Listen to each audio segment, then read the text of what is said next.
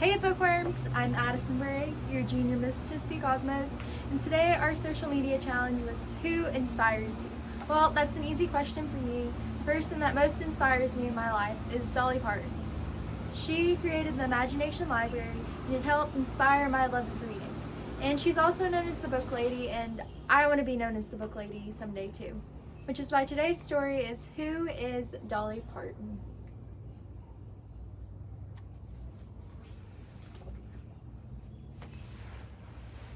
Who is Dolly Parton?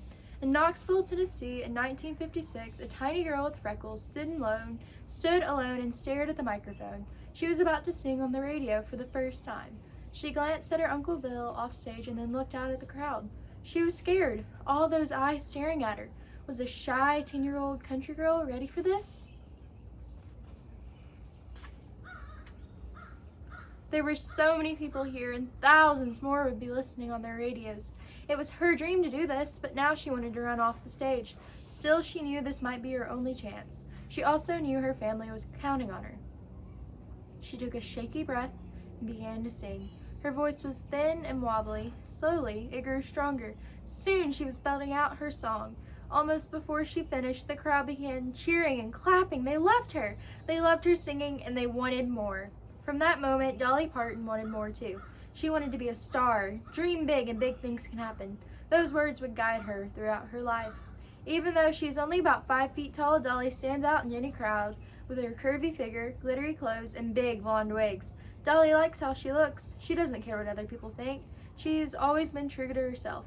Her upbeat, down-home, honest, and funny personality charms everyone. There is no one else like her. Chapter 1, The Parton Family.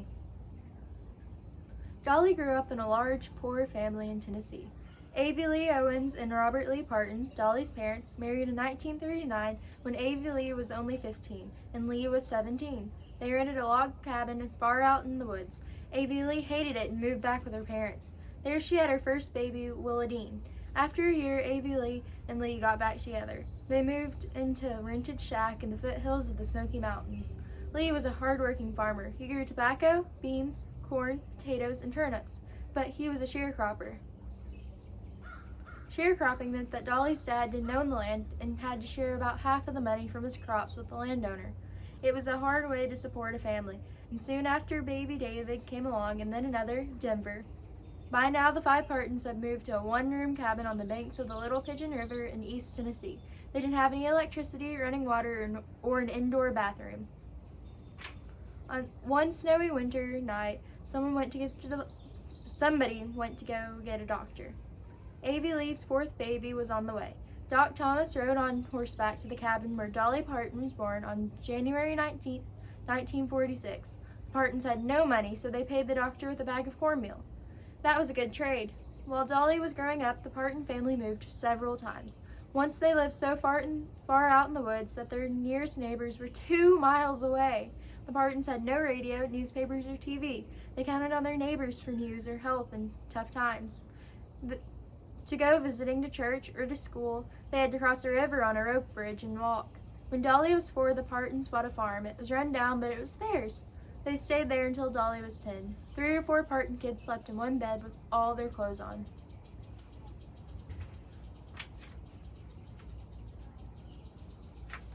The cabin walls were covered with newspapers instead of wallpaper. Dolly liked to read the walls. Dolly said later that they had 2 rooms and a path and running water, if you were willing to run to get it. She meant that if the kids had to run and fetch water from outside, they couldn't just go to a sink and turn on a faucet. Lee did all he could to keep his family fed.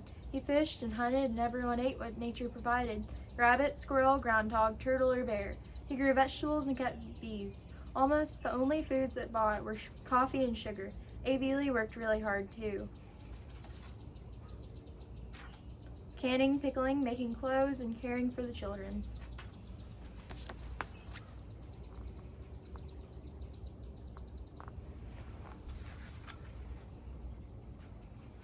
She was often sick. Her hard life was wearing her down. She almost died giving birth to her next child, and the baby little Larry did not make it.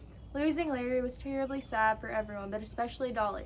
Dolly sat by Larry's grave for hours. Her mother had said that Larry would be Dolly's special baby to care for, It was a custom in big families for an older child to take care of one of the younger ones. Dolly had been her big sister Willadine's special baby. The only toys that the Parton kids had were homemade. Lee made wooden wagons and cardboard box sleds. A.V. Lee made paper dolls and dollhouses and trains from old oatmeal boxes and matchboxes and spools. Dolly's mom once made her a corncob doll called Tiny Tassel Top. People say that Dolly's first song was about her. When Dolly was 5, A.V. Lee wrote down one of Dolly's songs. It was an unusual song for a little girl to sing. The title was "Life Doesn't Mean That Much to Me."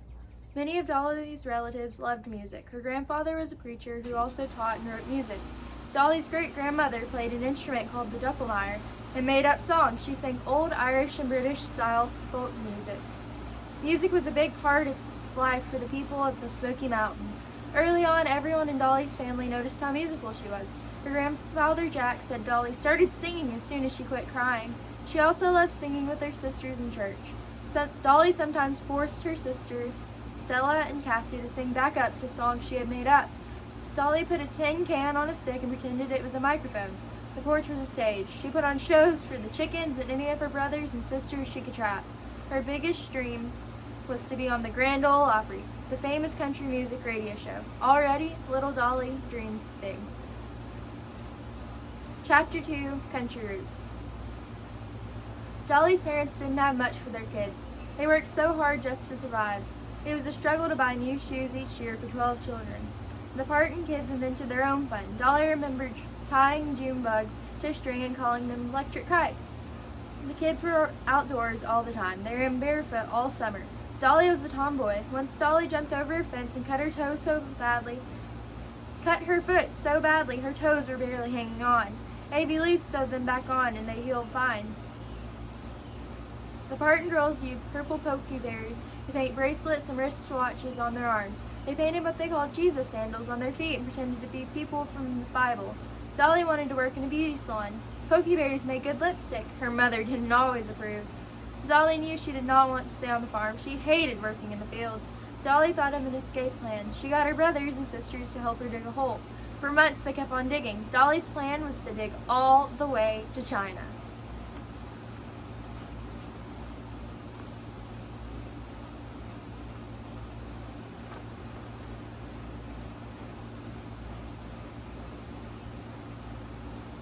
Dolly and her brothers and sisters walked 2 miles to school every day. The school had 8 grades and only 15 students. Most of them were Partons. Dolly met 7-year-old Judy Ogle there. They became best friends for life. Judy wrote down Dolly's songs for her. Dolly never learned to read music. Judy still helps Dolly today. They've been best friends for over 55 years. Dolly hated school. She was too fidgety to sit quietly at her desk. She'd bang her heels on the desk just to make noise. She got up to sharpen her pencil 1,000 times a day. She was the class clown. She was always being punished. Even though she hated school, Dolly loved to read. Fairy tales were her favorite, but she read everything she could get her hands on. Catalogs, the Farmer's Almanac, the Bible, and even the Funeral Home Dictionary. One day when Dolly was 9, the school burned down. Luckily, nobody was inside at the time, but it meant that Dolly had to go to a bigger school farther away. There were richer kids at the new school. They looked down their noses at the Partons. They called Dolly Ragtop. She was embarrassed to be so poor, but she never let it show. One morning, the teacher asked the kids to each tell what they had for breakfast. One by one, they listed fruit, juices, bacon and eggs, cereal, and toast. Dolly never had more than plain biscuits and gravy, but she knew the others would make fun of that. So when her turn came, she made up a big, fancy breakfast of eggs, bacon, oatmeal, orange juice, and toast. Then she started to worry. Her brother Denver was in the same class, and Denver never lied. What would he say? When it was his turn, Denver just looked hard at his sister and said, "I had the same thing Dolly had." Dolly needed a new winter coat. Her mom made one out of scraps of cloth. The coat had so many beautiful colors. Dolly knew how much love her mother had put into sewing it. It was the most gorgeous coat Dolly had ever seen. She couldn't wait to wear it to school, but when she did, the other kids made fun of her. Dolly was crushed. Years later, she wrote a children's book and a song about it. The Coat of Many Colors is still Dolly's favorite song.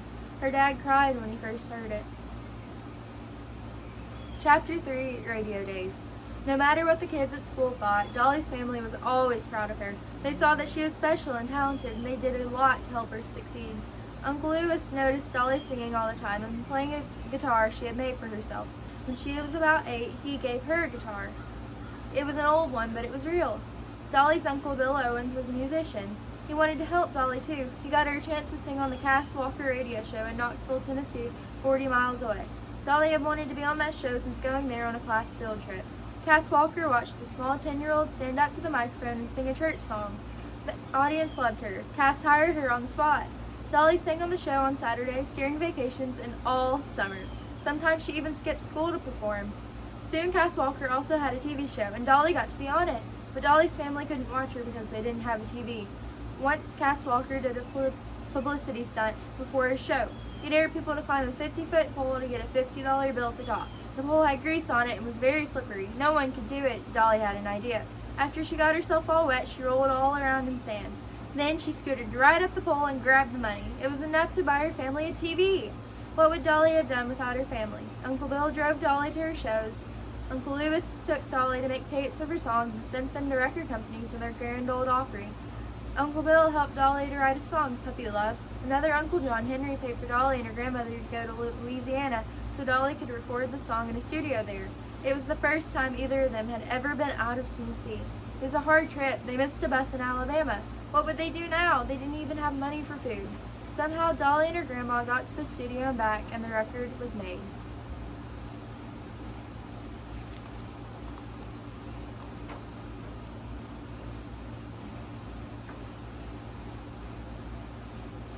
Dolly was still singing on the Cass Walker show. She was only 13 when she moved in with her Aunt Estelle near Knoxville to be closer to the show. Uncle Bill took Dolly to Nashville to try to get her on the Grand Ole Opry. It was almost impossible because she was so young. Backstage before the show, Uncle Bill begged the performers to let Dolly go on. One of them let Dolly take his place. That was Dolly's biggest break so far. The famous singing star, Johnny Cash, introduced Dolly, and she sang, "You Gotta Be My Baby."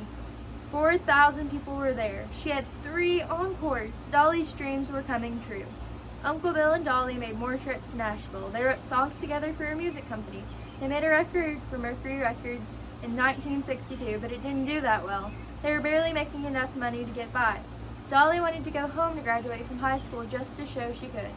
Dolly still hated school. She wasn't popular and was shy around boys. Dolly thought she was ugly and needed lots of makeup and powder. She was barely 5 feet tall. To look taller, she teased her bleached hair. She teased her bleached hair to be the biggest hair in school. She liked to look like a showgirl, but the other girls thought she looked trashy. Dolly's love of music helped her survive. Dolly and Judy Ogle, still her best friend, played drums in the marching band. They wrote songs together during drum practice.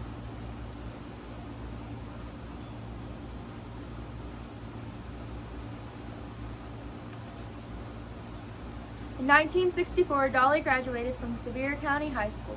She was the first in her family to get a high school diploma. They were very proud of her. After the graduation, her classmates all met and announced their plans for the future. Dolly stood and said, "I'm going to Nashville. I'm going to be a star." All her classmates burst out laughing. Chapter 4, Nashville. The day after graduation, 18-year-old Dolly said goodbye to her family and got on the bus to Nashville. She carried paper bags full of her stuff and a bag of biscuits. She cried for the whole 200-mile trip.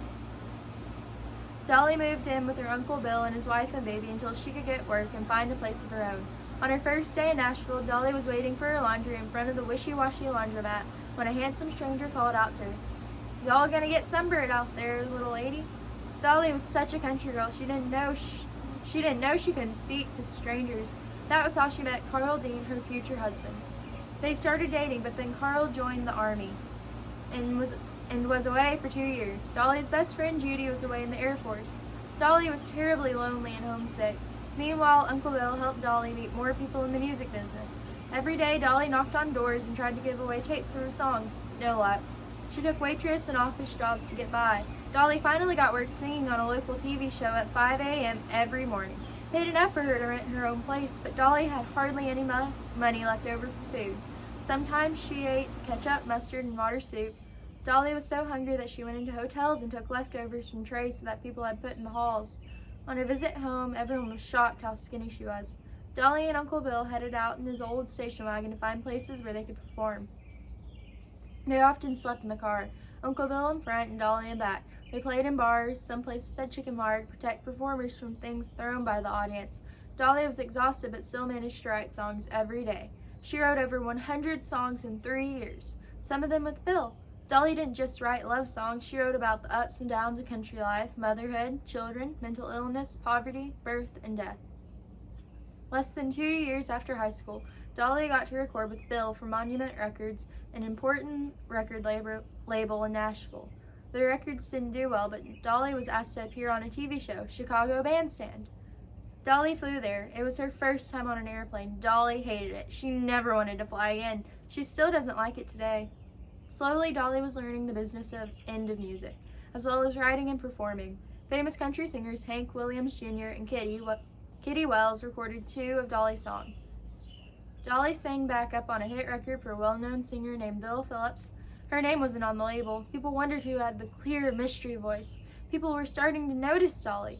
In 1965, Carl got back from the army. He and Dolly were still in love. They wanted to get married. Dolly's record company thought it was a bad idea because she might lose fans if she had a husband. So Dolly and Carl got married secretly on May 30th, 1962 in Ringgold, Georgia. Carl had always been a very private man. Unlike Dolly, he doesn't like being in the spotlight. In fact, he has rarely even seen Dolly perform. Carl ran a road paving business in Nashville. Dolly was busy with her career and was often away from home, so they couldn't spend much time together. Most couples don't live this way. Gossip newspapers have always found their marriage very interesting. However, Dolly and Carl have been together for over 45 years. Dolly says, "We're really proud of our marriage. It's the first for both of us and the last."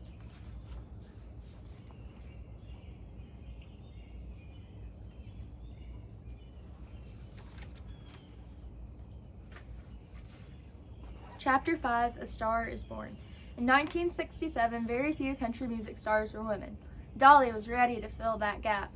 Porter Wagoner, a country music entertainer, had a very successful TV show. His girl singer, Norma Jean, left to get married, so Porter needed a new singer.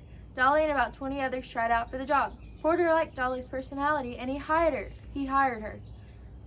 At first, Porter's audience was upset. They missed Norma Jean. They heckled Dolly, and she left the stage in tears. Dolly suffered for 6 months, but she stuck it out.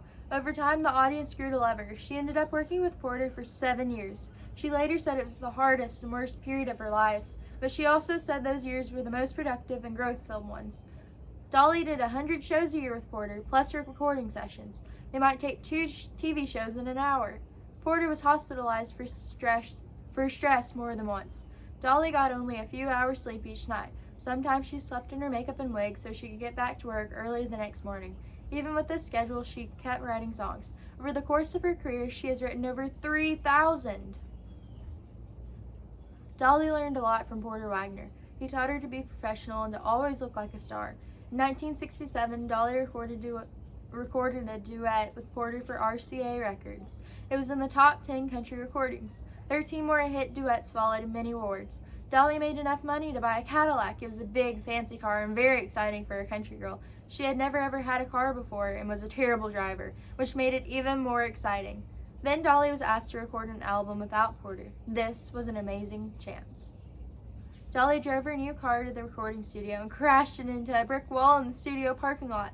Dolly forgot to use the brakes. Luckily, she wasn't hurt. Bricks were still falling on the hood as Dolly strolled into the studio as if nothing had happened. After the recording was done, everyone left and saw the smashed Cadillac stuck in the wall. What? Whose car was it? Dolly was too smart to let on that it was hers. Now Dolly and Carl were able to buy a 2-story house south of Nashville. They were not able to have any children of their own, but they took in 5 of her youngest brothers and sisters. They called Dolly Aunt Granny.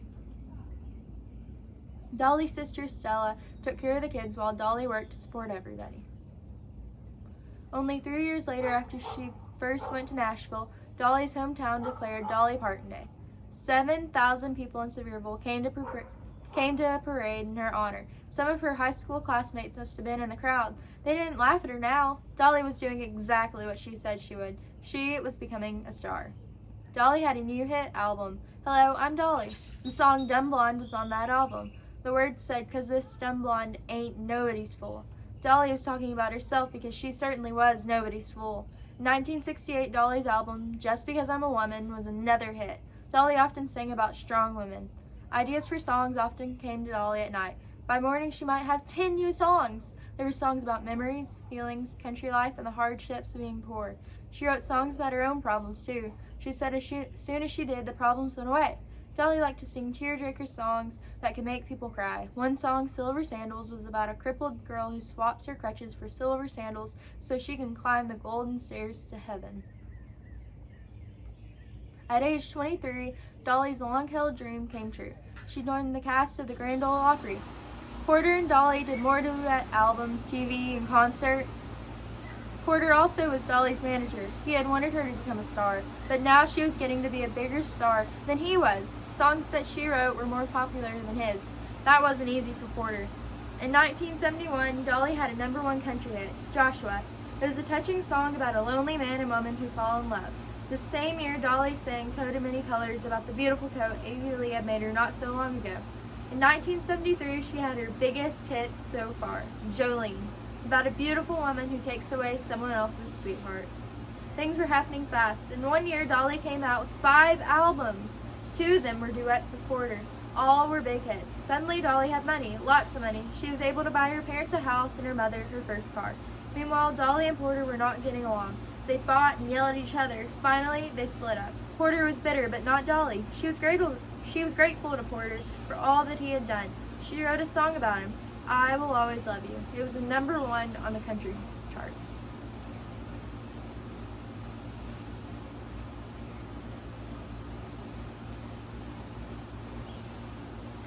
Chapter 6, Bigger Dreams. Around 1976, Dolly found a new big-time Hollywood manager, Sandy Gallen. He managed stars like Cher. Dolly got an apartment in Los Angeles. Sandy thought she should branch out into pop music and not just do country music. He was right. Dolly soon had her first million-selling record, Here You Come Again. In 1979, it won a Grammy Award for Best Country Female Vocal Performance. Winning a Grammy is as important to musicians as winning an Oscar is to actors. She also had her own TV show, Dolly, in the 1980s and often appeared on other TV shows like The Tonight Show, Cher, and Hollywood Squares. Dolly toured in London, Sweden, Alaska, and Hawaii. She was working so hard she lost her voice. Dolly had to cancel a lot of shows as well as her new TV show to rest her voice. Dolly, Carl, and Dolly's 5 younger brothers and sisters moved to a 23-room mansion outside Nashville. Carl, who was retired, helped build it. Willow Lake Plantation was their dream house with a swimming pool and a lot of land. In 1977, Dolly formed a band called Gypsy Fever with some of her family. Since Dolly still hated to fly, the band went on tour in a very fancy bus called the Coach of Many Colors. It was pink, purple, and silver on the outside. Inside it was yellow, bright pink, and orange.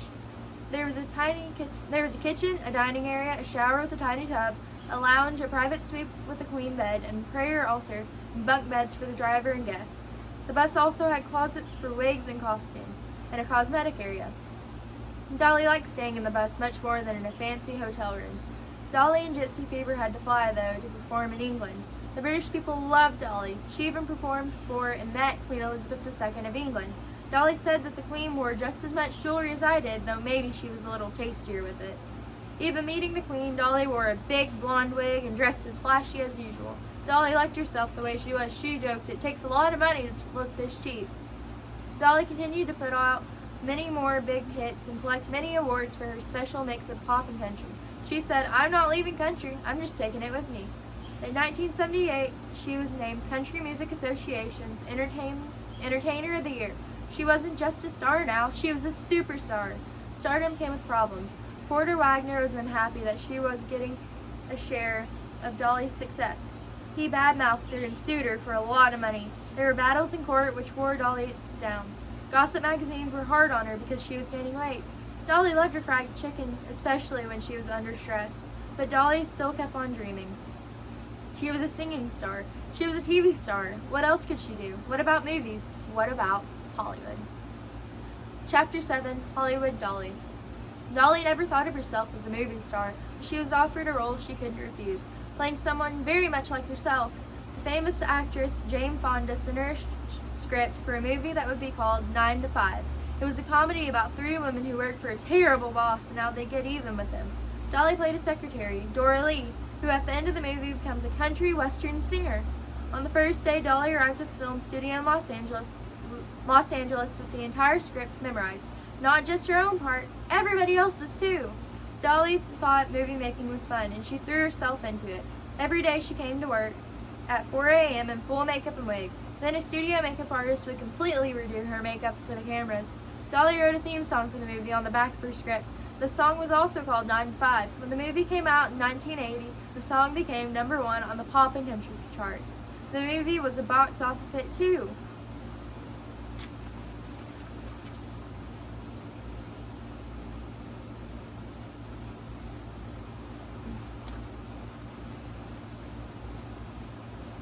The next big movie Dolly made was not as much fun. Some of the other actors and the directors were hard to work with, but for Dolly, the biggest problem with making movies was all the waiting around. She had too much energy for that. Even so, Dolly kept on the lookout for other movie roles. In 1989, she starred in another film with top actresses such as Shirley MacLaine and Julia Roberts. Steel Magnolias was about a close group of friends who gather in a beauty shop in Louisiana. The women stick together through ups and downs. It's a funny movie, but a tearjerker. Dolly actually learned to cut hair to prepare for her role as a hairdresser. Dolly said that the part was exactly who she would have been if she had stayed home and had no singing career.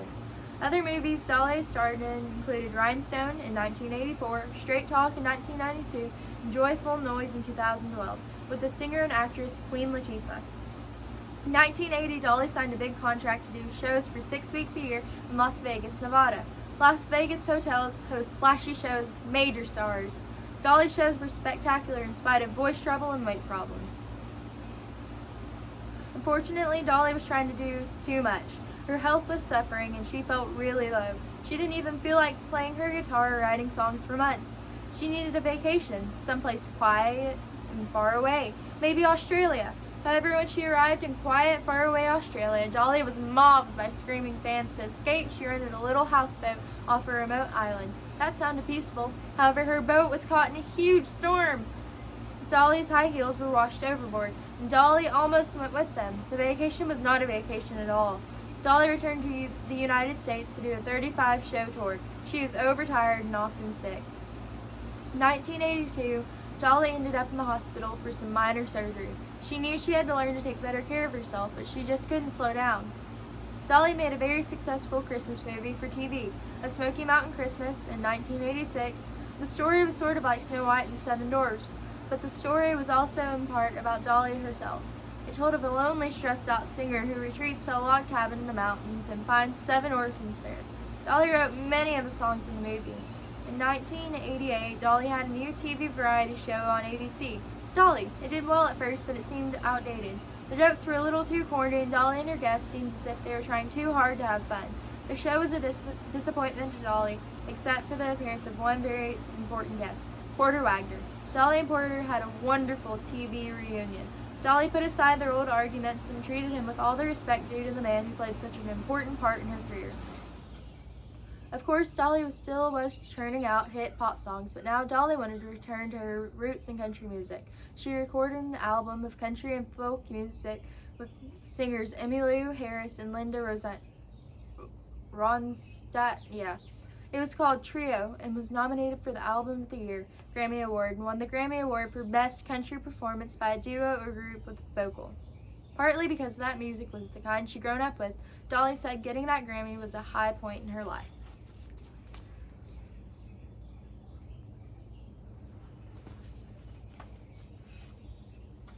Chapter 8, Dollywood Dolly. Dolly Parton is talented in so many different ways. She is also a very smart businesswoman. People call her the Iron Butterfly. This means she looks delicate but is tough. In 2004, the Wall Street Journal called her one of the most important women in the world for business and industry.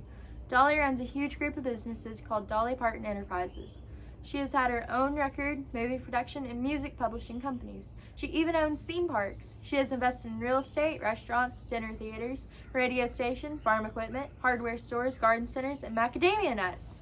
Dolly makes sensible and intelligent business decisions. Many years ago, Elvis Presley wanted to buy the rights to her song, I Will Always Love You.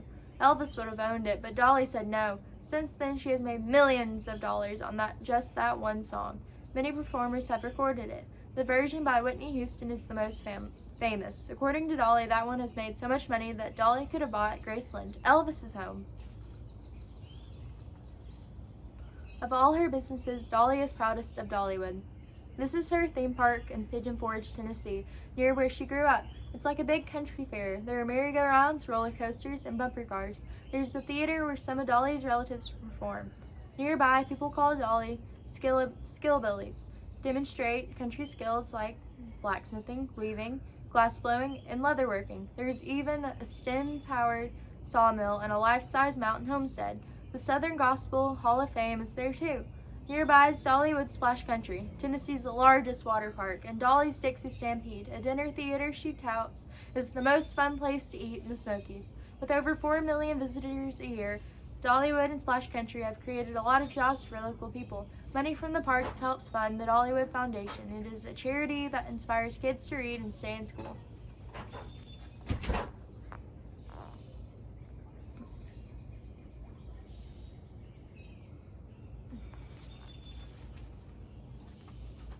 Dolly Parton never liked school much, but she understands the importance of a good education. In Sevier County, Tennessee, a lot of kids were dropping out of high school. Through the Dollywood Foundation, Dolly started giving students $500 if they graduated. They cut the dropout rate in half. The foundation also provided scholarships, computer labs for schools, and clothes and school supplies for needy kids. Dolly had seen how not being able to read had held her back her dad. In 1996, Dolly started her Imagination Library. It gave a book a month to every child in Sevier County from birth to school age. Since then, more than 60 million books have been handed out in the United States, Canada, Australia, and the United Kingdom. Kids call Dolly the Book Lady. She is proud to be known by that name. Then in 2009, she got an honorary doctorate from the University of Tennessee. So now, she's also Dr. Dolly Parton.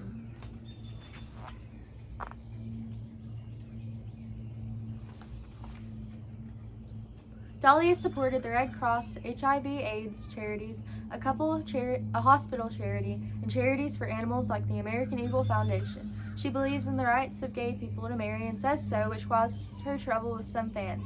But Dolly puts her beliefs first. Her motto is dream more, learn more, care more, and be more.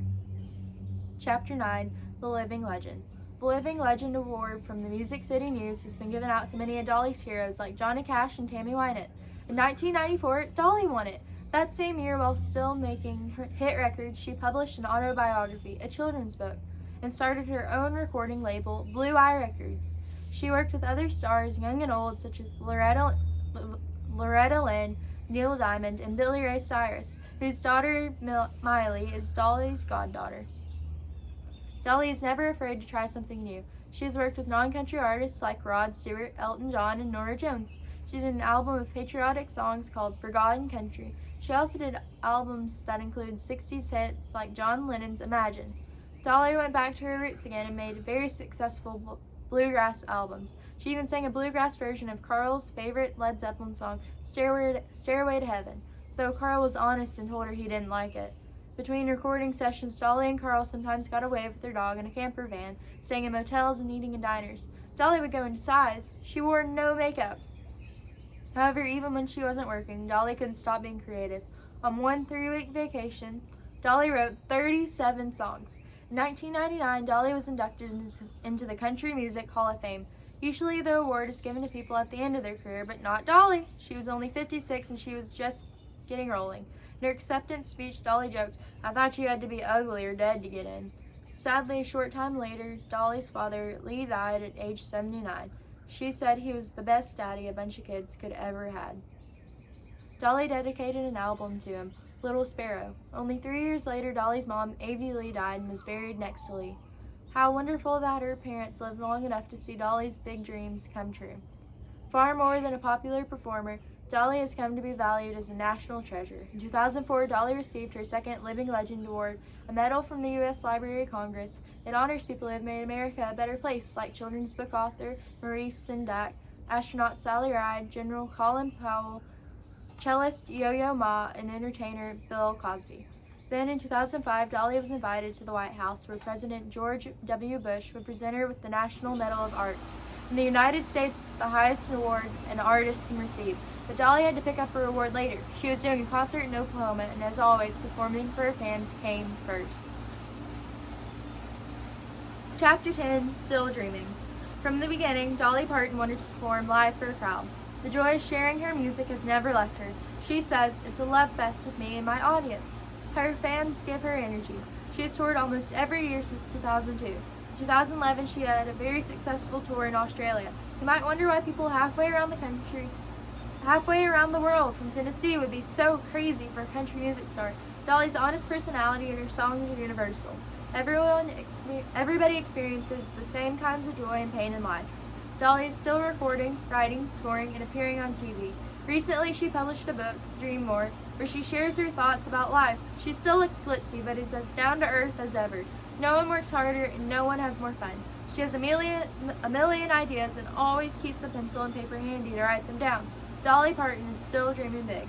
What are her dreams now? She says she wants to write more books and do music for children. She wants to write a Broadway musical based on her life. She wants to own her own cosmetics company and more. In her late 60s, she still has the energy of 10 people. Dolly says, "The older I get, the earlier I get up." She won't stop working. It's what she loves. Her wish is to keep performing and die in the middle of a song on stage with a smile on her face at age 120.